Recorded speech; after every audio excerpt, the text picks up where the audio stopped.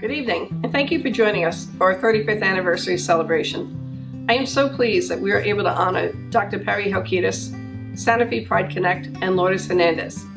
They represent community, partnership, and leadership in all the best ways. 35 years fighting HIV has been an amazing experience. From a volunteer organization with no employees and no budget, to an organization with 100 employees and a budget just shy of $10 million, we have grown tremendously from those early days. Today, there are about 15 of us who have worked here 20 years or longer. And we remember the days when we didn't have email or cell phones or any of the technology that has gotten us through the past few months. We also remember all too well what it was like to come into work and learn that a client or a staff member had passed away from HIV, or that someone was newly diagnosed. They were scary, scary times. The early days of this pandemic are so reminiscent of the early days of the HIV epidemic. So much was unknown, so much misinformation was spread, so much fear, very real fear. The question for Hyacinth, and I'm sure many other organizations, was how do we manage all of this? Keep our staff safe, let them know that they aren't in this alone, and ask them to do the same for their clients. None of this has or continues to be easy. On March 12th, we made the very difficult decision to stop allowing clients to come into our offices. A week later, we sent staff home and began to work remotely. With assistance from Columbia Bank and the Payroll Protection Program, along with generous grants from Novartis, Elton John AIDS Foundation, Santa Fe, and the New Jersey Pandemic Relief Fund, we were able to provide staff with Chromebooks, cell phones, and hotspots. Our managers and directors, overnight, had to develop work plans for each of their staff and assist them with what it means to be of service to our clients while working from home. I am so deeply, deeply grateful to all of them. The pressure and the stress felt by everyone is almost impossible to qualify. Many staff have children or at a minimum share housing with others, and many simply don't have the space to ensure confidentiality while working with a client. You know that means hiding in the bathroom or a closet to handle a sensitive client issue, right? It is an absolute wonder and a testament to the teamwork that is the hallmark of Hyacinth that we are here today. But we didn't get through this unscathed. We lost our beloved Dolores Dockery, a loss that still doesn't feel real. We've had other staff who have lost family members. We've lost clients. We've had other staff members who very thankfully were diagnosed with COVID and recovered. We recognize daily that we are not out of this.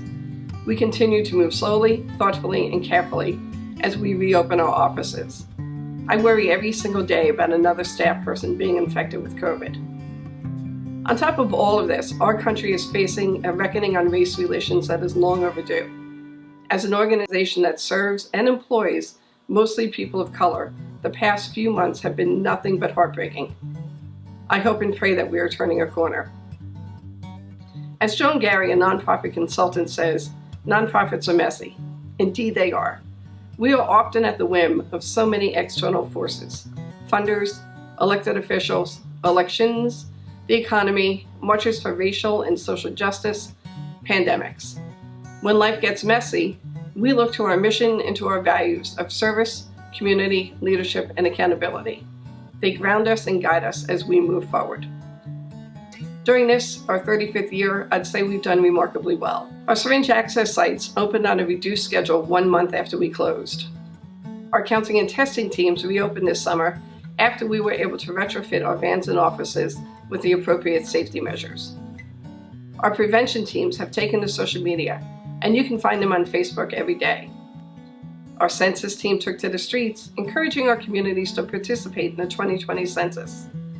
Our care and treatment teams have been so awesome and have provided critical service, ensuring that our clients are connected to medical care, housing, and supportive services. Our clinic and mental health programs began offering services through telehealth, and our clinic is now seeing clients by appointment at our Newark site.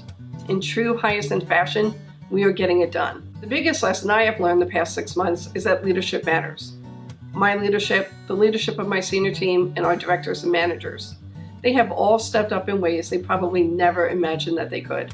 Our board of trustees have been incredibly supportive, providing the guidance and direction that we need. In particular, our fund development committee has knocked it out of the park. When the pandemic hit, we lost major fundraisers. casino night, a comedy night, and the AIDS walk. The committee, under the leadership of Christian O'Brien and with the support of Dan Barnett and Wesley McWhite, stepped up immediately. The members of the committee, including our board president Linda Nydweski, vice president Peter Jewell, and trustee Mike McQueenie, along with volunteers Amy Dupree, Scott Bowker, Paul Forsyth, and Serena Boyd, each individually posted Facebook fundraisers that generated almost $25,000 in funds. They worked with Dan and Wesley and developed monthly drag queen bingos with our great friend Harmonica Sunbeam, and they put together this fabulous event. Words cannot describe how grateful I am to this group of people who care so much about our organization and our clients. Most importantly, we have not forgotten about the epidemic that we must end. HIV continues to impact our communities: Black and Latino gay men and transgender women, African American women and Latinas, injection drug users. We cannot leave any of these communities behind. The current budget in the Division of HIV/AIDS has led to a 10% cut for every HIV organization in the state. Hyacinth's cut amounts to almost $500,000. $500,000 that we were able to cover this year because of pandemic relief money. If this money is not restored next year, it will have a significant impact on our ability to operate. Most significantly, we cannot end this epidemic if we do not allocate the dollars that are needed. We stand committed to continue our work with the New Jersey Department of Health and the Governor's Office on finding the political will to end the HIV epidemic in New Jersey. None of this is possible without your support. For 35 years, individual and corporate donors have generously supported our work, allowing us to be the premier HIV organization in the state of New Jersey.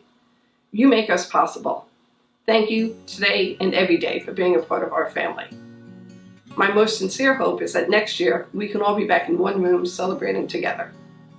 Be well and stay safe. Thank you.